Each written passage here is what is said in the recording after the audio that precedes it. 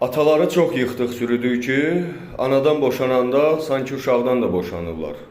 Uşağa aliment vermək istəmirlər, uşaqlarla görüşmək istəmirlər. Amma gəlin görək nədir bunun səbəbi.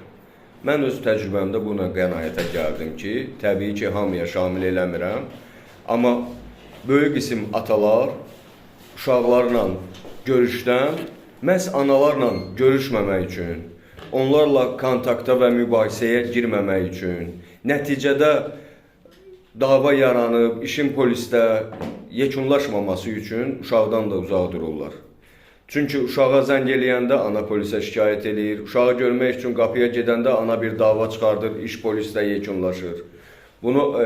Onlar da aliment verməməklə sanki anaya olan aqressiyasını həyata keçirmiş, nümayiş eləmiş olurlar.